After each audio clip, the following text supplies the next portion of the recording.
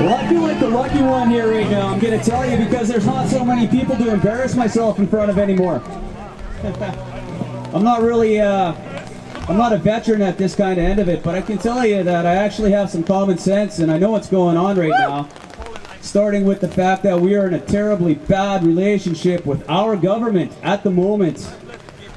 You know, if you were in a relationship with somebody and you came to me for advice because you were being told who you could go and talk to and who you could see and who's in your bubble and all of these different things that our government's doing to us right now at this moment, you know, I'd recommend you find a better partner.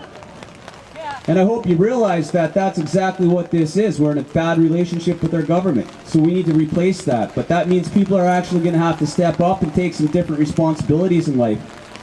You know, whether it's in your school boards, you know, maybe you'll be in your riding in Abbotsford next time we have an election or something like that, you know, MLA, something, you know, you got to start doing things a little bit differently, because we've left the trust of our lives and our futures in the wrong hands. That's pretty apparent by this time. I mean, our government works for us, right? The government works for us. We don't work for the government. And at the end of the day right now, they're dictating everything we can do, who we can see, you know, whether we can go to a concert. Pretty soon we're not going to be able to leave our own country, which actually makes us prisoners here on this island called Canada.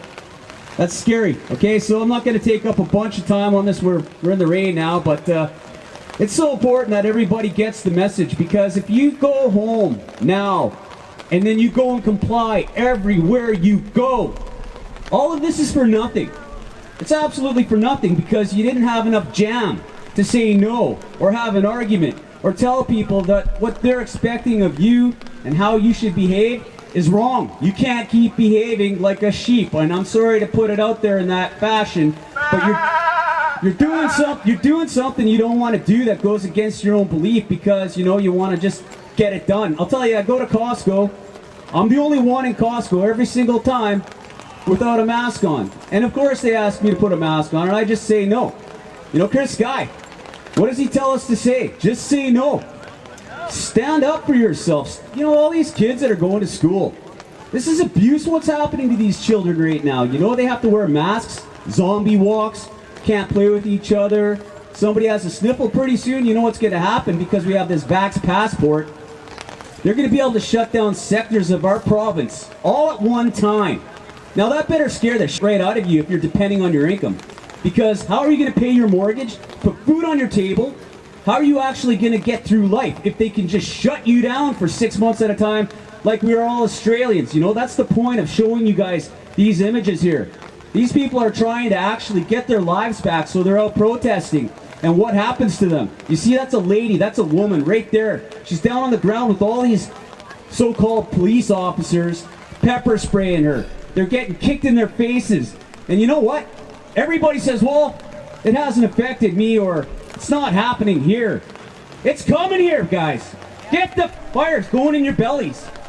I know this is a kid show, kid friendly, but at the end of the day, it's not going to be very friendly when it's your face getting kicked or pepper sprayed, because you've been held down to the point where you cannot even go to the grocery store with two people or anything you really want to do. You can't exercise. Look, we can't even go to a gym now, right? What the fuck is up with that? Why is it that we have to start complying to all these ridiculous demands of our government? It's because you don't stand up and you don't fight it. So every single one that's here today, do not leave this place and comply. You're just driving the bus with the rest of them. You might just be a follower, okay, yeah, whatever, I'm just going to get on the bus and do the same thing as everybody else. Don't use that service. Don't go to that business. Boycott them. This is Canada. Okay, we want to keep this country free. We're going to have to fight for it now. Scrape your knees before you're drowning in your own blood. Now, I can't tell you how disappointed I am right now that this is the crowd I have left to talk to. Thank God for social media, because this is what you all need to hear. If you don't actually stand up, you're going to go down. So this is for your freedoms, this is for your rights, and this is a little direction. Do not be a coward. Do not stand down. Do not bow. Do not break. Stand up. Freedom! Stand united! That's what this group is all about.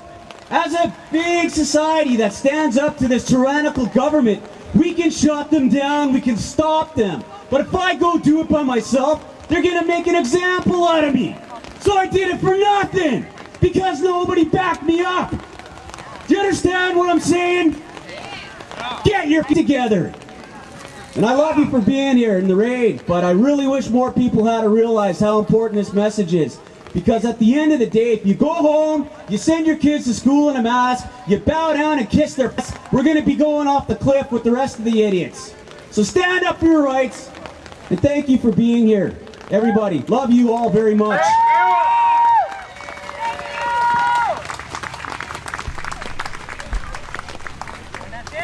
That's it, guys. Thank you for all being here. Love you all.